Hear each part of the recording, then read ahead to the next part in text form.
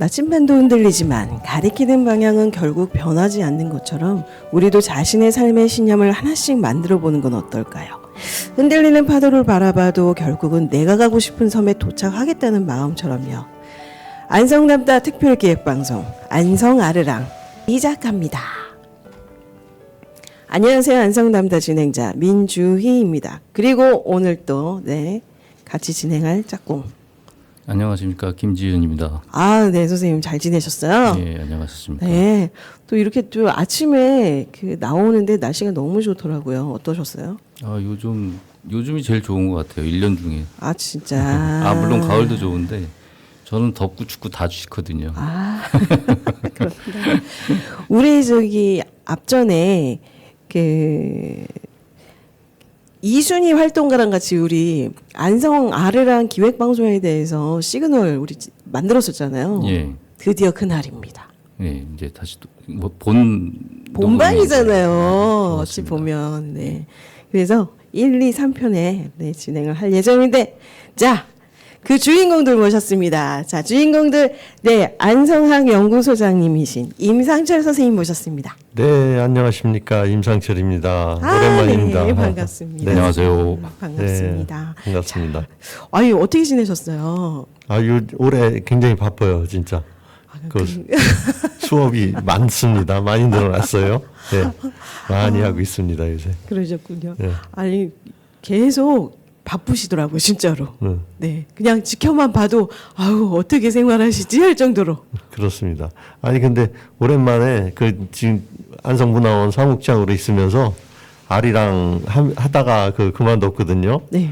그런데 그게 이제 12년도였었는데 다시 이렇게 부활시키게 돼서 하여튼간 기쁩니다. 아, 너무 그동안 계속 이제 수고하셨던 약간 이렇게 숙취가 사라지는 듯한 느낌이 드실 것 같아요. 맞습니다. 아, 다행이네요. 네. 자, 또 다른 또 이렇게 우리 또 참여해 주신 또 선생님 계신데요. 이분한테는 직접 자기소개를 좀 부탁드려 볼까요? 누구실까요? 안녕하세요. 저는 안성사연구회 회장으로 있는 최수라고 합니다. 아, 최수 선생님, 최수 반갑습니다. 대표님. 네. 안녕하십니까. 안녕하세요.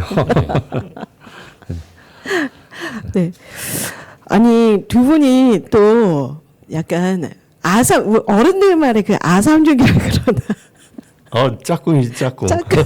요즘. 어떠세요? 같이 활동하시는 거.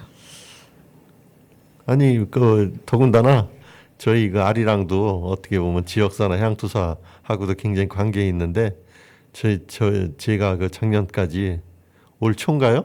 네. 안성사 연구회 이렇게 모임 만들어서 끌어오다가 제가 안성학 연구소 소장 맡게 되면서 최수 교수님한테 회장 자리를 넘겨줬는데 아주 요즘 그냥 되게 활성화시키고 잘 하고 계십니다. 아, 그 정도로. 아니, 왜 또 고개를 흔드셔요? 아유, 우리 초대 회장님으로 계신 임상철 회장님이 너무 잘하셔가지고 사실은 제가 많이 부담스럽습니다. 다행히 그래도 안성문화원에서 지금 안성학 연구소 소장님으로 계시지만 저도 안성문화원에 이사로 있으면서 서로 교류할 일들이 많아요. 다행히. 그래서 제가 많이 물어보고 또 같이 함께 하는 일들이 있습니다. 아, 그러시군요. 오늘 특별하게 안성 아리랑인가요? 아르랑인가요? 안성은 아르랑. 오, 이게 가사가 그러니까 다 아리랑이라고 하면 전국적으로 똑같은 아리랑이겠지만 안성은 특히 전에 내려오는 가사가 아르랑 그럽니다. 아, 김준 선생님 우리 아리랑으로 알고 있잖아요. 저 아르랑이 더 좋아요. 훨씬 어감이 좋잖아요. 아르랑. 부드럽잖아요. 아리랑. 그 유래를 잠깐 제가 말씀을 드려도 괜찮을까요? 네. 원래는 이제 아리랑이 전국적으로 우리나라가 이제 물론 각 지역마다 사투리나 말투나 이런 것들이 다 다르잖아요. 그래서 원래 아리랑이란 말이 아리랑, 어르렁, 우르렁 뭐 해서 각 지역마다 다른 말로 사실은 많이 불려져 왔어요. 근데 이제 그 문헌에 책에 자료에 처음으로 아리랑이라고 등장하는 자료가 조선 말 순국 지사이자 유학자이자 또 이 사대부인 황현 선생이 쓴 그 매천야록이라는 책에 이 내용이 나옵니다. 그 매천야록 1894년도에 쓴 그 매천야록에 아리랑 타령이라는 말이 나와요. 거기에 이제 그 가사도 한 줄이 나오는데 그 가사 한 줄이 아까 제가 잠깐 그 불렀습니다만 오다가다 만난정 그 관련해서 그 내용이 한 줄이 거기에 또 나와요. 그래서 조선 총독부에서 전국적으로 민요를 조사를 했는데 경상남도만 빼고 7개 도의 그 민요를 그 지역의 관리들하고 그 지금으로 이야기하면 초등학교 선생님들이 소학교 선생님들을 동원해서 그 민요 조사를 한 적이 있어요. 그래서 약 한 1,100곡 정도의 그 민요를 그 발굴을 했어요. 1,100곡 정도의 민요를 발굴을 했는데 근데 거기에 이제 그 조사 보고서에 실린 아리랑이 약 한 20개 정도 돼요. 20개 정도에 되는 그 조사 보고서에 우리 안성 아리랑이 들어가 있다. 예, 굉장히 의미가 있죠. 네. 그래서 오늘 안성 아르랑 1부 타이틀이요. 네. 안성 아르랑 전통의 시작을 찾아서입니다. 아, 김준 선생님 어떠세요? 어떠냐고요? 네. 궁금해요.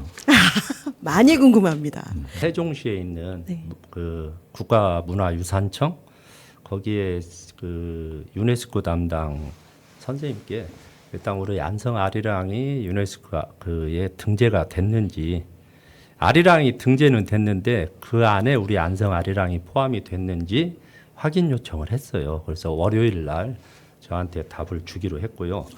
네, 일단은 그 매천야록에 대해서 좀 잠깐 또 제가 조금 부연으로 설명을 하면은 이 책이 왜 중요하냐면은요.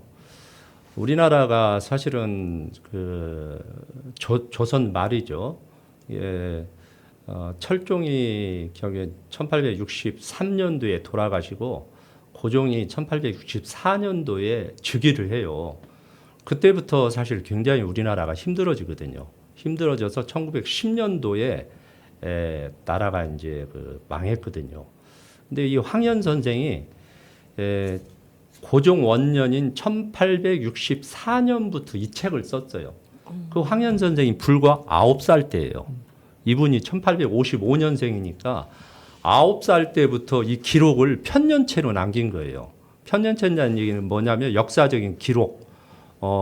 우리가 그 조선왕조 실록처럼 그런 식으로 글을 써왔다는 얘기고 이분이 조선 말의 3대 천재 중에 한 사람이에요.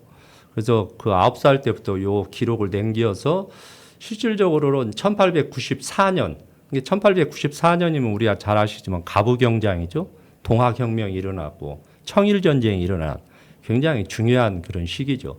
그때부터 1910년도까지의 기록을 아주 더 많이 넣었어요. 그래서 이 아리랑도 1894년부터 이제 이게 나오기 시작을 했어요. 그래서 여기에 그 매천야록에서 지금 아리랑 관련 내용을 잠깐 제가 좀 설명을 해드리면은 1894년도에 아까 그 원본 교주본 138쪽에 나와 있는데요. 여기에 아리랑 타령이라고 하는 그 말이 나오고 이걸 신성염곡이라고 했다. 그렇게 지금 나오고 있고 1893년도에 어떤 얘기가 나오냐면 섬돌 아래로는 머리띠를 하고 팔뚝을 드러낸 채 노래하고 북치는 자들이 수십 명인데 잡된 소리로 노래하는 것이었다. 오다가다 만난 정 즐거워라. 죽으면 죽었지 나 못 놓겠네. 이런 어떤 그 내용이 나온단 말이에요. 결국에는 김규복 선생이 부른 노래의 한 구절하고 이게 일치하는 거예요. 이때 당시에 매천야록에서 나온 아리랑의 가사입니다. 그 다음에 115쪽에는 무격이나 광대, 지금으로 얘기하면 사당패, 남사당패들이 여기에서 계속 연주를 했다, 노래를 했다는 내용이 나오고요. 교주본 45쪽에도 역시 광대, 무당, 악공들이 나와서 늘 이 노래를 부르고 춤을 췄다 하는 내용이 나옵니다. 그 다음에 이제 그 경복궁 영건가라고 하는 책에도 이런 광대들이 무당패, 광대패, 거사패들이 이 궁에 들어와서 노래를 불렀다 이런 얘기들이 나오고요. 결정적인 것은 이 시대에 비슷한 그 또 노래책이 있는데 한양가라는 노래책이 있어요. 요건 18세기하고 19세기에 우리 조선 왕도인 한양성의 연역, 풍속, 문물, 제도, 도국 또 왕실의 어떤 능나들이 같은 광경을 노래한 건데요. 이것은 작자미상입니다. 한산거사라는 한 사람이 이름을 숨기고 지은 책이에요. 이 책의 367페이지에서 368페이지를 보면은 이런 내용이 나옵니다. 거사놈과 사당놈을 대궐 안에 불러들여 아르랑 타령을 시켜 밤새도록 논일적에 이런 얘기가 나온단 말이에요. 그러니까 벌써 이 사당패들이 들어와서 아리랑 타령을 대궐 안에서 불렀다 하는 것도 역시 요 한양가에도 나온다는 얘기죠. 지금 얘기 네. 듣다 보니까요. 우리 지금 한국에 관련되어 있는 그 문화예술적인 부분도 18세기, 19세기 이렇게 시작된 것 같은 느낌이 좀 드는데 왜 문화예술적인 부분이 이 18세기, 19세기에 이렇게 도드라졌게끔 나오는 걸까요? 일단은 그 기록들이 우리나라에 예전부터 좀 그런 면이 있었는데 네.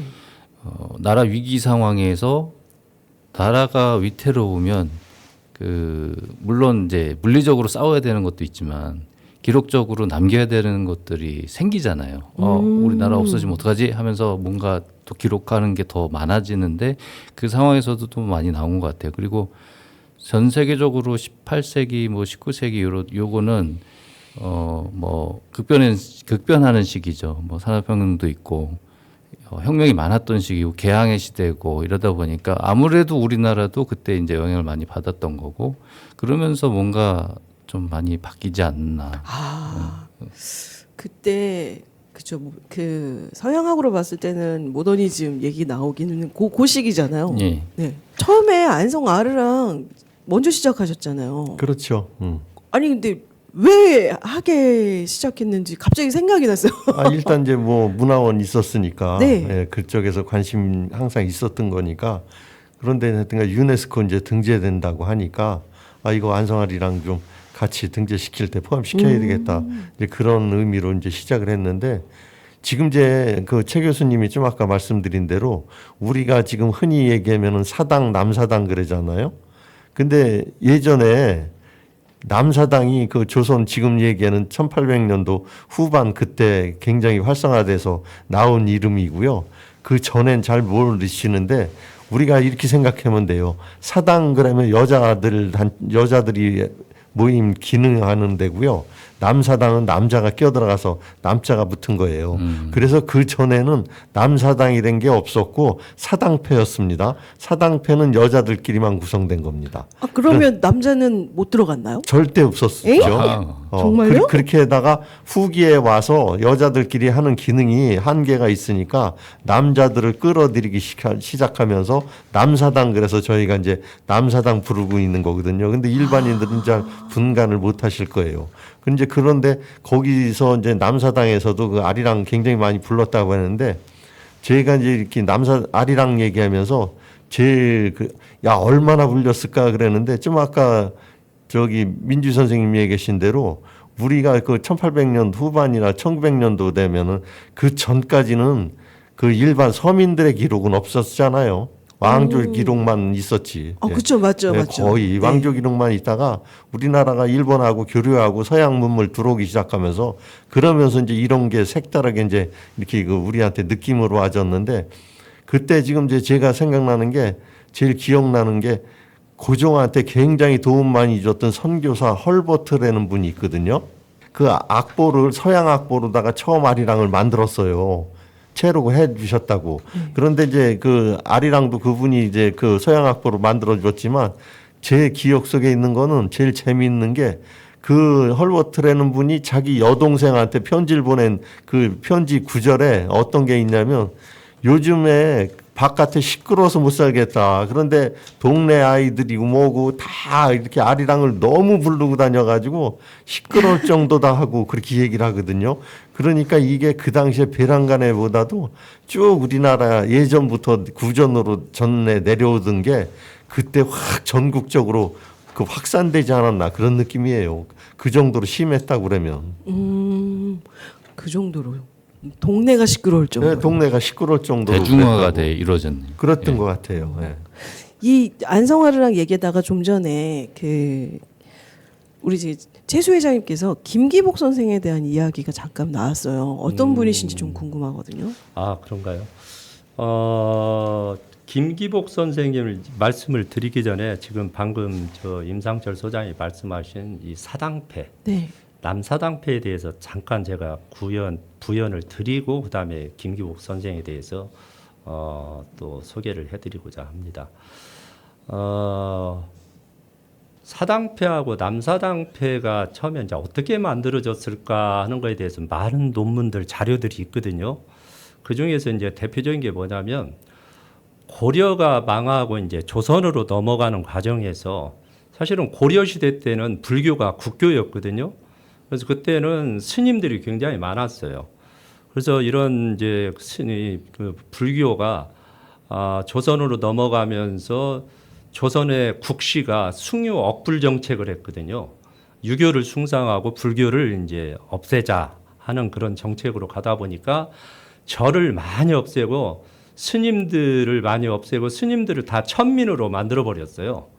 그러니까 이 스님들이 결국에는 이제 참 밥 먹고 살기 힘들죠. 사회생활 힘들죠. 그래서 이 스님들이 그때 절에서 배운 여러 가지 그런 춤이나 그 다음에 여러 가지 그 악기 이런 것들을 활용해서 먹고 살았어요. 밖으로 나왔어요.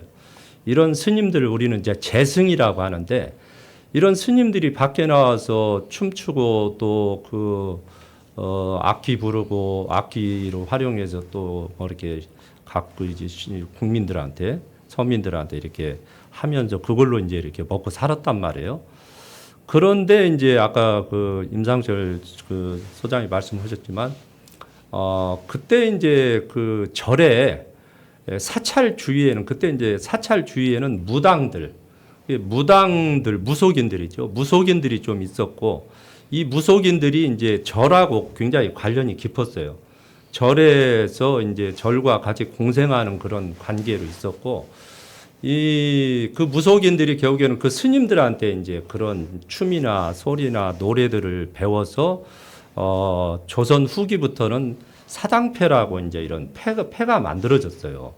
근데 이 사당패는 사당이라는 게 사실은 이제 여성들을 주로 이제 여성들 예인들을 유랑 예인들을 이제 사당패라고 얘기하는데 이 사당패는 이제 여성들로만 사실은 구성된 게 아니고 여성들이 주로 춤을 추고 춤을 추고 노래를 불렀죠, 여성들이.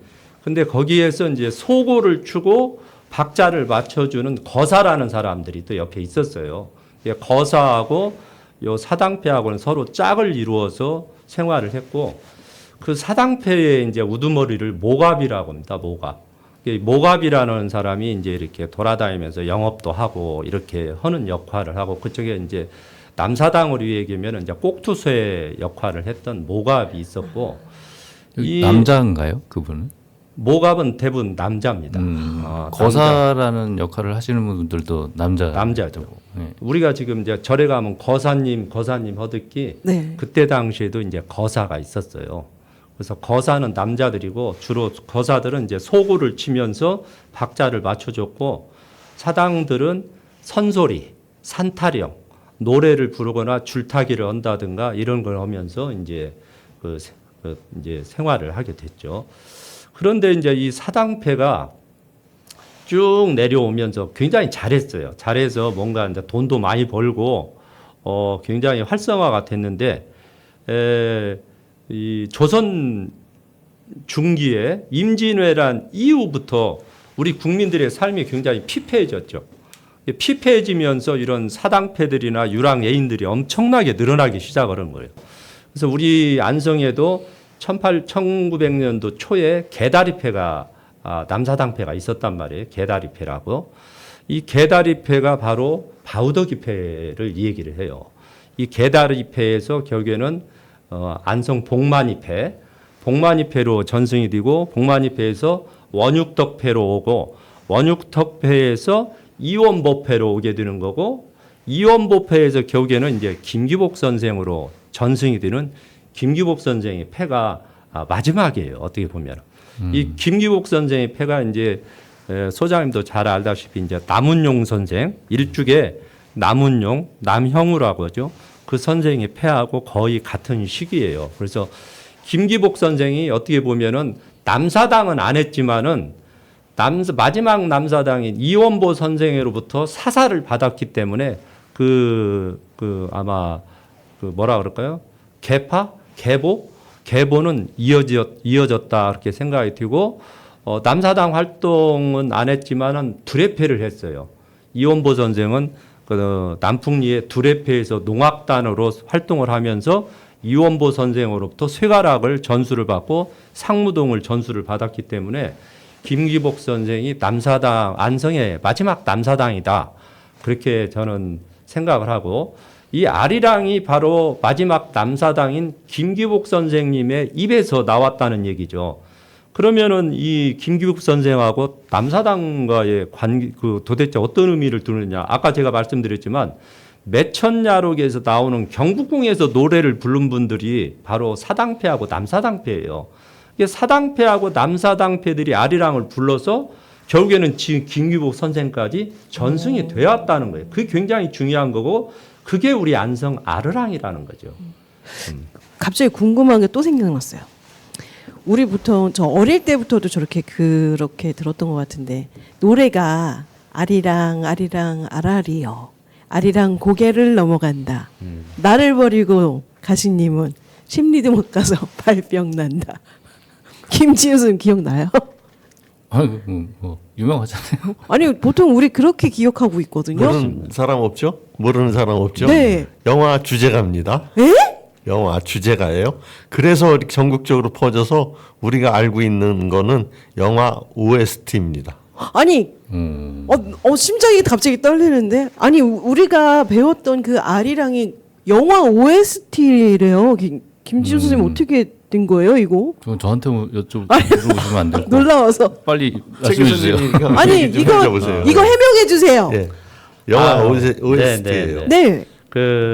지금 우리가 지금 많이 부르고 있는 아리랑을 우리는 본조 아리랑이라고 이 얘기를 하는데요. 아까 잠깐 제가 이제 말씀을 드렸지만 1911년도에서 1912년도에 일본 총독부에서 아까 우리나라 이 전국을 대상으로 해서 아리랑을 발굴 조사를 했다고 그랬잖아요. 그 아리랑의 타이틀이 한 20개가 서로 달랐어요. 그 일본 총독부에서 조사한 그 아리랑이라는 그 제목을 보면은 아리랑, 어르렁, 으르렁, 아리랑 뭐 굉장히 다양한 이름으로 아리랑이 조사가 되었어요. 아리랑이 조사가 되었는데 1926년도에 나운규 선생이 아리랑이라고 하는 무성 영화를 이제 발표를 하죠. 이 무성 영화의 지금 말씀하신 OST가 바로 지금 우리들이 부르고 있는 아리랑이고요. 우리 국민들이 이런 아리랑이라고 부르는 이 지금 그 타이틀 자체가 그때 하나로 통합이 돼 버렸어요. 아르랑, 어르렁, 으르렁이 나운규 감독이 만든 아리랑이라는 영화를 통해서 이제 모든 국민들이 내가 불렀던 노래가 아리랑이었구나. 그래서 그때부터는 이제 용어가 완전히 아리랑으로 통일이 돼버립니다. 그러면 내가 일상 불렀다네 그 노래를 부르며 나를 보내십시오.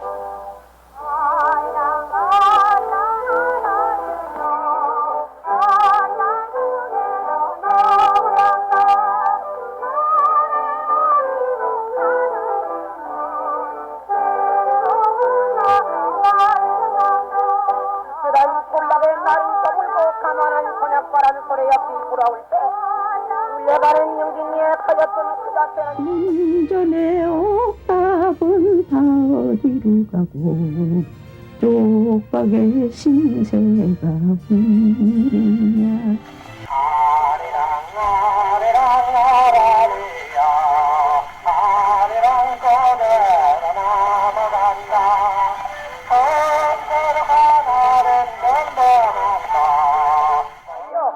그때 불렀던 이 OST는 그때 그 작곡을 하신 김영환 선생이 아마 작곡한 걸로 알고 있고요. 이 아리랑은 사실은 원래 그 저기 나운규 감독의 고향이 북한의 회령이에요. 회령. 회령에 가면은 회령 아리랑이 있어요. 그 회령 아리랑을 듣고 자라신 분이에요. 이 나운규 감독이. 그때 이제 이 아리랑을 이제 들었기 때문에 아마 아리랑이라는 영화를 만든 것 같고요. 아리랑이라는 영화가 그 1926년 10월 1일 날 이제 그 발표기 첫 개봉을 하거든요. 개봉을 하는데 그 날짜는 어떤 날이냐면은 조선 총독부가 개관하는 날이었어요. 조선 총독부가 개관하는 날 우리 아리랑을 개봉한 겁니다. 그러니까 굉장히 역사적으로도 의미가 있죠. 저항 의식이 있었던 거예요. 일종의 그렇죠. 내용도 그렇고. 그런데 이게 그 우리가 지금 듣고 있는 아리랑이 그분 증언에 따르면은 이게 그러니까 아 이게 회령권가 북한 쪽 아리랑이었었나가 아니라 그분이 이제 그 어디서 증언한 얘기를 들어보면은 거기에 그 회령에 그 철도 부서를 하고 있었는데 전국에서 온 노동자들이 그 아리랑을 그렇게 불렀대. 철도 부서를 하면서. 그러니까 철도 노동자들이 그때도 와서 불렀었는데 그 노동자들이 어디 사람인지는 잘 모르겠지만 그때 제일 많이 불렀던 게 우리가 지금 알고 있는 아리랑입니다. 그 말씀 중에 김규복 선생에 대해서 조금만 더 설명을 드리면은 우리 김규복 선생이 원래 그 보계면 북가현리에서 태어났죠. 북가현리에서 태어나고 돌무루라고 하더라고요. 그 마을을요. 그 태어났고 남은용 선생하고 상시로서 같이 활동을 했고 대표적인 게 뭐냐면은 1987년에 전국 그 대사슴놀이에 출전을 해가지고 농악 부분에서 우수상을 받아요. 그 다음에 또 출전을 해요. 1988년도에 대사슴놀이에 출전을 해서 농악 부분에서 최우수상을 받고 더 재미있는 것은 그 다음해인 1989년도 마산에서 제30회 전국 그 민속 그 경연대회를 하죠. 네. 여기에서 이제 대통령상을 수상을 해갖고 우리 안성의 남사당 이 보존회를 이제 만들게 되죠. 그래서 안성 남사당 그 보존회를 이제 만들어서 초대 보존위원장은 임영일 선생님. 임영일 선생님. 네, 그렇죠. 네. 이 평택 농악단에 계시는 김규복 선생을 안성으로 모시고 온 분이 바로 임영일 선생이거든요. 향토사학자신 임영일 선생이었는데 임영일 선생님이 초대 그때 회장이고 2대 이제 회장으로 우리 김규복 선생님이 하셨고 또 우리 김규복 선생은 아까도 말씀드렸지만 8세 때 이원보 선생한테 그 쇠가락이라고 하면은 웃가락을 얘기하거든요. 이 웃가락이라는 얘기는 충청도 북쪽에서 이쪽 그 안성으로 해서 경기도 이쪽으로 부르는 경기도 이쪽으로 그의 어떤 그 가락, 꽹과리를 얘기하는 겁니다. 그 가락을 웃가락이라고 하는데 매구라고도 얘기를 하더라고요. 그래서 굉장히 대단한 분입니다. 네. 이게 이제 그 기호 지방이거든요. 지금 최 교수님 얘기한 데가 기호 지방이 경기도 이남하고 호남 아니 충청도를 얘기하는 게 기호 지방 그래요. 그런데 이제 기호 지방 가락이 저기 저희는 여기 쇠가락 그래거든요. 그게 꽹과리 얘기합니다. 근데 저 아래쪽 가면은 북을 더 위주로 치고 이쪽에 경기도 이쪽 기호 지방에서는 쇠소리를 많이 냈다고 그랬는데 김기복 선생님이 꽹가리 쇠를 잘 친 분 중에 하나고 아까 그 이제 태어나신 데가 돌모로 그러거든요. 돌모루가 어디냐면 지금 고3저수지 제일 상류고요. 그 이연보 선생님은 그 돌모루하고 같이 옆 동네인 시드물에 살았고요. 시드물이 지금 지금 보겐면 남풍리예요. 이제 지금도 그 댁에 사시다가 돌아가셨고 그 댁에 지금 조카가 살고 있어요. 아직도. 예, 그 남풍리 시드물이라는 동네. 예, 그래서 김기복 선생님 그때 그 2012년도에 유네스코 등재시킨다 할 때 저희가 이제 그때 가가지고 그 녹취를 떠왔었고요. 그 선생님하고 같이 그 고3 저수지가 생기기 전에 예전에 그 아리랑 고개가 있었다고 하시는 얘기가 있어가지고 한번 가보자 그래서 가봤었는데 거기가 고3면에서 용인 넘어가는 언덕을 아리랑 고개라고 그래서 그때 같이 모시고 와서 사진 찍은 거 가지고 있고요. 지금 예, 그렇습니다. 아리랑 하면 보통 그 아리랑 고개를 먼저 떠올리는데 지금 얘기해 주신 그 아리랑 고개가 험난한가요? 그 지금 그러니까 굉장히 그 깎아가지고 네. 그 새로 도로 만들면서 낮아졌는데 옛날에 굉장히 높았다고 그러고요. 그게 이제 지금 생각하면은 고3 저수지가 생기기 전이니까 고3 저수지 아래부터 거기까지 올라가려면 굉장히 높았을 겁니다 아마. 예. 혹시 그 김지훈 선생님 같은 경우는 그 아리랑 그 18세기 19세기 관련해서 어찌 보면은 이 역사적인 거랑 저보다는 그래도 좀 더 이렇게 먼저 또 태어나셨으니까 조금 그거. 아리랑에 대한 또 다른 에피소드가 있는지 궁금하긴 해서 갑자기. 아유, 뭐 저는 사실 솔직히 말씀드리면 반성해야 되는데. 왜요? 저는 서양화를 전공을 하다 보니 네.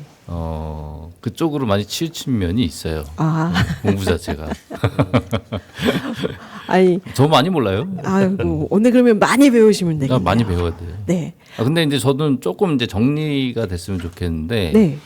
일단 아리랑이라는 것이 원래 아리랑은 아니고 각 지역별로 다른 말로 여러 가지 말로 좀 비슷하지만 그렇게 해서 구전돼서 조선시대 초기부터 시작이 됐다고 그랬었잖아요. 아니 조선 후기 아. 일단 물론 그 전에 삼국 시대부터 있었다고 이제 하는데 실제 문서상에 기록상에 나온 것은 조선 아마 중기 후기부터. 중기 후기부터 네. 그렇게 시작이 되고 그 다음에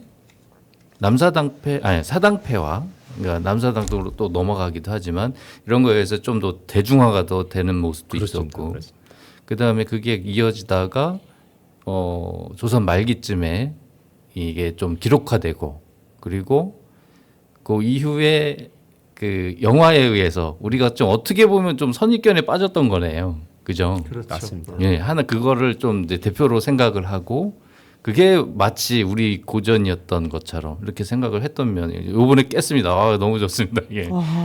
그 뒤로 사실은 이제 일제나 사실 이제 전쟁이나 이런 걸 겪고 우리나라는 사실 이제 서양의 문화를 수용한 시대잖아요. 그러면서 우리가 많이 이제 아리랑을 잊어버리게 됐는데 그리고 게다가 선입견이 빠져 있는 상황에서 지금 두 분께서 다시 과거에 실제 했던 우리 아리랑 중에 특히 안성의 아르랑을 이제 찾아가고 계시는 거죠. 이제 이렇게 정리하면 되는 거죠. 이렇게 또 정리를 또 잘해주시네요. 이게 이야기가 많으면 들으시는 분들 위해서 정리를 한 번씩 해야 돼. 맞아. 네. 현재 그 안성아리랑 전통의 시작을 찾아서 안성아리랑 기획방송 1부 지금 진행 중에 있습니다. 그 다른 사람이 하지 않은 일을 누군가가 한다는 거는요 굉장한 에너지가 많이 필요하잖아요. 그렇죠? 혹시 힘드신 건 없으신지 궁금해요. 제일 힘든 게 뭐니 해도 머니죠. 아이고야. 네. 이게 왜냐면 이제 이런 말씀 좀 하나 드려볼게. 네. 우리 지금 이제 아리랑하고 남사당 보존에 여태까지 끌어온 게 아까 그래도 여기 지역 향토 여기 어른들 중에서는 이명희 선생님이 굉장히 고생하셨거든요. 근데 그게 가능했던 게 그분이 그 서울대 수의학과 나오셔가지고 수의사를 하셨거든요. 돈을 굉장히 많이 부셨어. 그러니까 이게 뒤에서 후원하고 지원이 가능하니까 쭉 끌고 올 수 있었지. 만약에 그게 아니었으면 굉장히 어려웠을 거예요. 그분이 초창기에 엄청난 지원을 하셨어. 그래서 89년도에 그 저희가 그 대통령상 받을 때 안성문화원에서 요번에 이제 그 여기 최 교수님이 이제 그 아리랑 보존회 하면서 경기도 민속예술제 대회에 나가거든요. 그 아리랑을 가지고. 그런데 88년도에 아까 그 상 받고 그러면서 그 88년도에 경기도 민속예술제 그 안성 대표로다가 참여해서 거기서 대상을 받아가지고 그래서 경기도 대표로 해서 전국 예술 그 민속 경연대회에 나가서 그게 89년도 제30회에서 그 대통령상을 받은 겁니다. 그래서 그 후에 남사당이 발전해 온 거고요. 그 전까지는 안성문화원에서 남사당 지금 저기 그 축제 대신에 안성에 이제 이름이 그 몇 개 있잖아요. 거기 그 통일신라시대 때가 안성이 그 백성군이었었는데 그때 백성문화제를 저기 안성문화원에서 18회까지 운영했죠.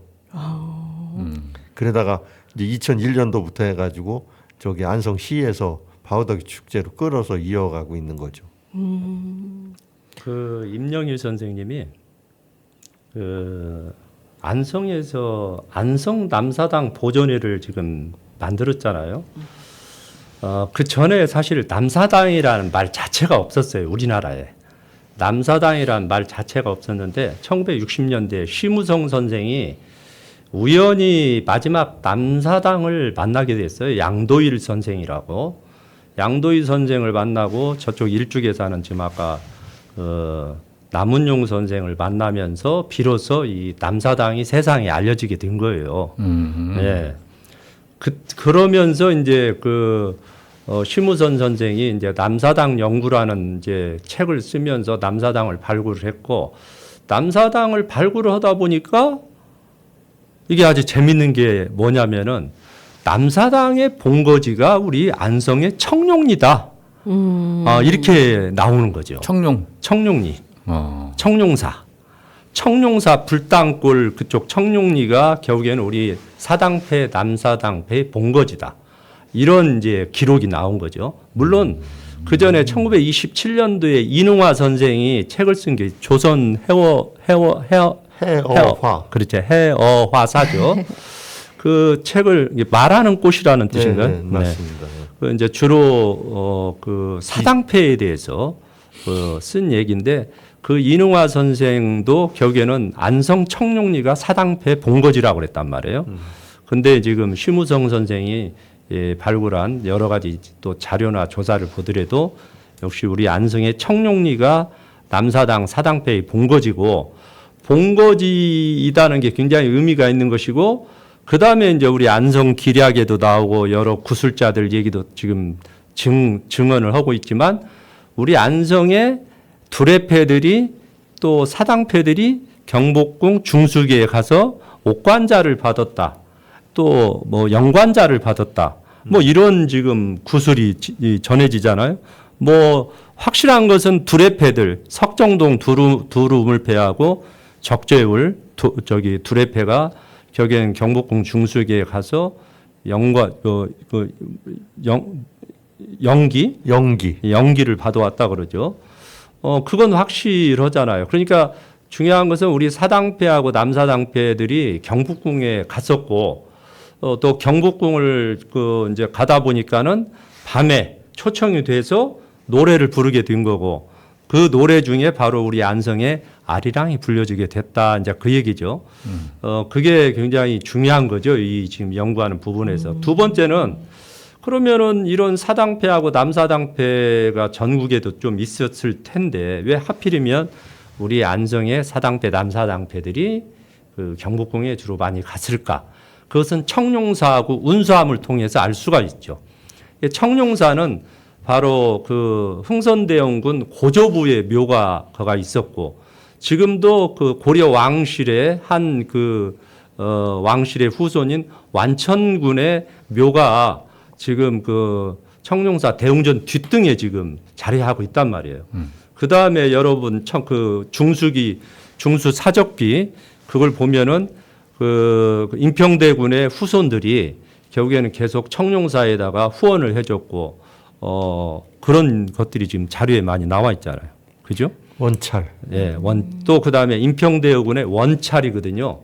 원찰 원당이라고 얘기하는데 원찰 원당이라는 얘기는 거기에서 소원을 빌고 기도를 해주는 그런 사찰로 정했다 그런 얘기인데 기도를 하고 소원을 그 빌었다는 얘기는 뭐냐면은요. 임평대군이 그 병자호란 때 청나라에 볼모로 잡혀가요. 청나라에서 굉장히 고생을 많이 하고 귀국을 하는데 그 중에 큰형인 소현세자가 죽고 그 다음에 복림대군이 이제 효종으로 왕이 그 둘째 형이 이제 왕이 됐지만 임평대군은 굉장히 많이 힘들었어요. 더 힘든 건 뭐였냐면은 그 삼복의 옥이라고 그래서 임평대군의 자식들이 아들들이 6이 있었어요. 6이 있었는데 그 중에서 둘째 아들, 셋째 아들은 어릴 때 이제 태어나서 어릴 때 죽고요. 그 다음에 넷째, 다섯째, 여섯째가 그 경신의 환이라고 그래갖고 그때 남인 세력을 숙종이 몰아낼 때가 있었거든요. 그때 그 영모하고 관련을 시켜가지고 임평대군의 세 아들이 전부 다 두 아들이 처형이 되고 마지막 복평군이 제주도로 귀향을 가요.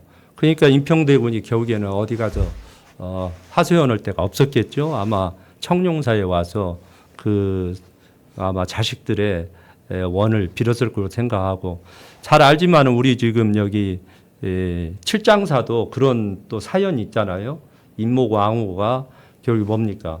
자기 아들 영창대군의 그 뭐랄까 원을 빌었던 그런 사찰로 원찰로 돼 있잖아요. 아 그럼 그 사찰 원찰이라는 게 어떻게 보면은 그 절마다 뭐 말하자면 기능이 있는 거였던 거예요? 많지는 특별히? 않습니다. 많지는 않고 여기는 왕실 원찰은 정해져 있죠. 아, 이게 왕실 그렇구나. 원찰이라는 게 굉장히 중요합니다. 자, 지금 1부 계속 이야기 듣다 보니까요. 이 이야기는 2부에서 좀 진행을 해보면 어떨까라는 생각이 좀 들었거든요. 왜냐하면 한 번만 만나면 아쉽잖아요. 그렇지 않나요? 네. 청룡사에 대한 이야기 그리고 원찰에 대한 이야기, 네 2부를 통해서 이야기를 하면서 네 현재에 대한 이야기 오늘 안성 아리랑을 부르다 안성 아리랑 2부작에서 같이 연결해서 이야기를 좀 나눠보려고 합니다. 자 안성 아리랑의 기원은요 곧 안성의 기억이고 그 유래 곧 지역 공동체가 만들어낸 예술적 정체성의 표출인 거죠.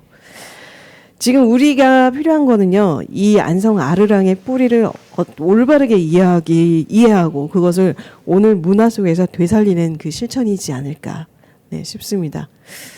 이 안성 아르랑 보존회 우리 회장님이신 최수 교수님이요, 이렇게 작성을 해주셨어요. 김지윤 선생님 어떠세요? 이렇게 내용을 좀 일부 멘트까지 정리를 해주셨는데. 아 일단은 좀 선입견을 깨는 면도 있었고 그다음에 아까 잠깐 뭐였죠? 그 꽃 말하는 꽃이라는 말이 뭐였죠? 해어화. 아 해어화. 말을 이해하는 꽃이다. 그래서 기생이나 이런 사람들을 예전에 해어. 아 이거 이 말 자체가 너무 아름다워가지고 순간 여러 가지 막 상상을 하게 됐었는데 그때 잠깐 이제 말씀을 좀 못 들었어요. 근데 좀 너무 감동적인 말 한마디가 너무 감동적이었어요. 걱정하지 마세요. 2부가 있습니다. 자, 오늘 안성 아리랑 1부 전통의 시작을 찾아서 진행을 해봤는데요. 와, 안성에 굉장히 놀라운 역사들이 숨겨져 있다는 것, 특히 이 안성 아르랑에 속해져 있는 그 이야기 보따리를 풀었더니요, 자꾸자꾸 궁금해집니다.